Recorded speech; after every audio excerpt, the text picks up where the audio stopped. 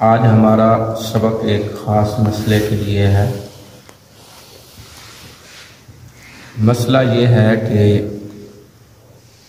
ہمارے ملک پاکستان میں 15 شعبان اس رات کو اور 15 کے دن کو ایک خاص شرعی لحاظ سے اہمیت بنا کر اس دن کو منایا جاتا ہے۔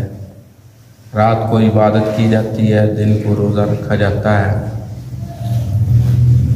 عبادت کرنا ثواب کا کام ہے،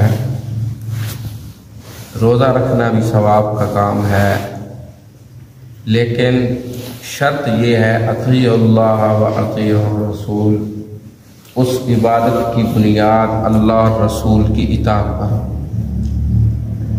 اگر اس کی بنیاد میں اللہ کی اطاعت یا رسول اللہ صلی اللہ علیہ وسلم کا طریقہ نہ ہو تو پھر وہ عبادت نہیں ہوتی، وہ ایکسرسائز بنتی ہے اور اس کو شریعت سمجھنے سے انسان اسلام سے باہر نکل جاتا ہے۔ کیوں اللہ نے فرمایا الیوم اکملت لکم دینکم، میں نے شریعت مکمل کر دی ہے۔ اب آتے ہیں اس مسئلے کی طرف۔ شب برات یہ تو لفظ فارسی کا ہے، عربی میں تو لیلہ لفظ ہوتا ہے، اور برات یہ برات فارسی کا لفظ ہے۔ اگر عربی میں برات لایا جائے تو عربی کے اندر برات کا معنی ہوتا ہے بیزاری۔ کیا معنی ہوتا ہے؟ بیزاری۔ برات من اللہ، اللہ اور رسول کی طرف سے برات ہے، اعلان جنگ ہے۔ یہ شریعت کی تو بات جو نہیں ہے، یہ کھڑی ہوئی ایک رسم ہے جی، تو اس کا نام ہی بتا رہا ہے کہ یہ جھوٹ ہے۔ اب آگے چلتے ہیں قرآن سے۔ کیا قرآن سے یہ ثابت ہے؟ قرآن سے یہ بالکل ثابت نہیں۔ لوگ اس پر آیت پڑھتے ہیں، سورۃ الدخان کی غالباً آیت نمبر 3 بنتی ہے، انا انزلناہ فی لیلۃ مبارکہ، کہ ہم نے یہ برکت والی رات میں یہ قرآن اتارا۔ تو اس برکت والی رات سے مراد وہ لیتے ہیں کون سی رات ہے؟ 15 شعبان کی رات، یعنی جسے شب برات کہا جاتا ہے۔ تو بھائی یہ بات قرآن سے پوچھتے ہیں کیا واقعی اس سے مراد یہ رات ہے؟ تو قرآن نے یہاں تو صرف لفظ ہے لیلہ، رات، قرآن نے آگے وضاحت کی ہے کہ وہ رات صرف رات نہیں، لیلۃ القدر۔ وہ کون سی رات ہے؟ انا انزلناہ فی لیلۃ القدر۔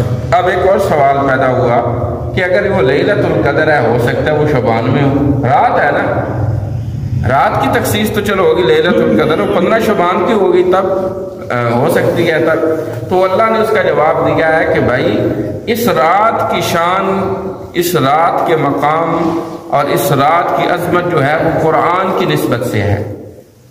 کس نسبت سے ہے؟ تو اس وجہ سے ہم نے اس کو مقام دیا۔ تو آئیے دیکھتے ہیں وہ کون سا مہینہ ہے جس میں قرآن آیا۔ تو اللہ فرماتے ہیں شہر رمضان الذی انزل فیہ القرآن۔ تو قرآن نے بتایا جس برکت والے مہینے میں قرآن اترا اس کا نام رمضان ہے، جس برکت والی رات میں قرآن اترا اس کا نام لیلۃ القدر ہے۔ تو ثابت ہوا کہ لیلۃ القدر 15 شعبان کی نہیں ہے بلکہ رمضان کی رات ہے۔ تو قرآن نے تو اس کی کیا کر دیا ہے؟ تردید کر دیا۔ احادیث میں بھی کہیں نہیں آتا۔ پھر کچھ لوگ کہتے ہیں جی روحیں آتی ہیں، سوال ہوا جی روحیں آتی ہیں، تو اس پر دلیل کیا دیتے ہیں؟ تنزل الملائکۃ والروح۔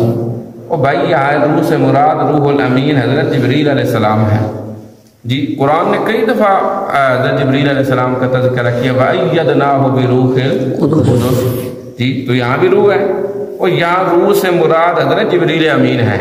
اور کئی 20 کو مقامات ہیں جہاں قرآن نے لفظ روح بولا اور اس سے مراد کون ہے؟ حضرت جبریل امین ہے۔ اب آگے چلیے، سنت سے یہ ثابت نہیں۔ پھر کچھ لوگ کہتے ہیں جی اس کے اندر اعمال پیش کیے جاتے ہیں۔ کیا پیش کیے جاتے ہیں؟ وہ ہر سوموار کو پیش کیا جاتے ہیں۔ نبی علیہ السلام تو ہر سوموار کو روزہ رکھتے تھے، آپ صلی اللہ علیہ وسلم ہر سوموار کو جمعرات کو روزہ رکھتے تھے، پھر وہ روزہ رکھنا چاہیے؟ نہیں جی، اس کے اندر اللہ رب العزت مغفرت کرتا ہے، یہ بات بھی عام ہے، اس کو خاص کیا گیا ہے۔ نبی علیہ السلام نے فرمایا جب تہجد کا ٹائم ہوتا ہے ہر رات اللہ رب العزت آسمان دنیا پہ تشریف لاتا ہے، مطلب ہے اللہ کی رحمت قریب ہو جاتی ہے انسان کے۔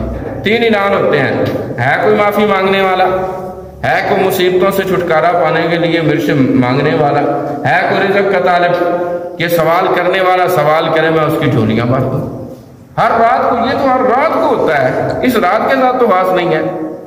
تو یہ ساری باتیں اس بات کی طرف لے جاتی ہیں کہ یہ گھڑی ہوئی رات ہے، حقیقت سے اس کا کوئی تعلق نہیں۔ کہیں ایسے کیا ایک عام حدیث کو خاص کر دیا، کہیں ایسے کیا کہ ایک اور چیز کو اس کے ساتھ ٹچ کر دیا، تو ثابت ہوا کہ اس رات کا حقیقت سے کوئی تعلق نہیں ہے، یہ ایک بدعت ہے۔ یہ کیا ہے؟ اس رات کو ویسے عبادت کرنا کوئی حرج نہیں ہے رات کو، لیکن اس کے ساتھ خاص کر کے عبادت کرنا کہ یہ شریعت کا حصہ ہے، اہم رات ہے، یہ بدعت ہے۔ دن کو روزہ رکھنا ویسے کوئی مسئلہ نہیں، اس 15 شعبان کے دن کو خاص کر کے روزہ رکھنا یہ بدعت ہے۔ کیوں؟ قرآن کہتا ہے الیوم اکملت لکم دینکم، دین کامل ہو گیا ہے۔ اب اگر کوئی بندہ دین کے اندر اضافہ کرے گا تو اس نے دوسرے لفظوں میں وہ کہتا ہے کہ قرآن نے سچ نہیں کہا، قرآن بھی جھوٹا ہے، رسول اللہ صلی اللہ علیہ وسلم کی زبان بھی سچی نہیں ہے، اللہ بھی سچا، تو کافر ہوا کہ نہ ہوا؟ اگر اس کو شریعت مانے تو بندہ کافر ہو گیا ہے۔ تو اس لیے اللہ فرماتے ہیں، میں بات ختم کرتا ہوں، رات کو عبادت کی جاتی ہے رحمت کے لیے کہ اللہ ہم پر رحم کرے، دن کو روزہ رکھا جاتا ہے اللہ کی رحمت کے لیے۔ اللہ فرماتے ہیں چوتھے پارے میں اطیعوا اللہ واطیعوا الرسول لعلکم ترحمون، اگر تم رحمت کی امید رکھتے ہو تو میرے اور میرے نبی کی اطاعت کرو۔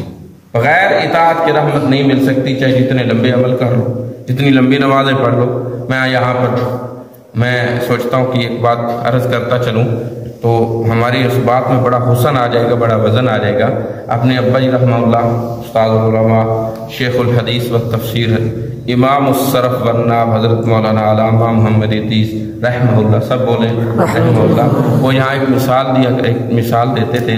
وہ کہتے ہیں دیکھیں کہ سنت کی تابعداری میں انسان کا بولا ہوا جملہ عبادت ہے، چاہے وہ آدھے کیوں نہ ہو، چاہے وہ آدھے کیوں نہ ہو۔ اب کلمہ لا الہ محمد لیکن جب اذان مؤذن ختم کرتا ہے وہ کہاں ختم کرتا ہے؟ لا الہ۔ اگر کوئی مؤذن اس نیت سے کہ نہیں یہ اذان غلط ہے، لا الہ الا اللہ پہ جو اذان ہوتی ہے یہ کیا ہے؟ غلط ہے، میں محمد الرسول اللہ پہ ختم کرتا ہوں، وہ کلمہ تو پورا پڑے گا لیکن اس کلمے کو پورا پڑھنے کی وجہ سے وہ کافر ہو جائے گا۔ کیوں؟ اس نے اس چیز پہ اعتراض کیا ہے جو رسول پاک صلی اللہ علیہ وسلم نے بتلائی ہے۔ میرے پاک پیغمبر نے جیسے جو چیز بتلائی ہے اس کو ویسے ماننا فرض ہے۔ اللہ چوتھے پارے میں سورۃ النساء کے رکوع نمبر 2 میں فرماتے ہیں تلک حدود اللہ ومن یطع اللہ ورسولہ یدخلہ جنات تجری، وہ لوگوں یہ اللہ کی حدیں ہیں۔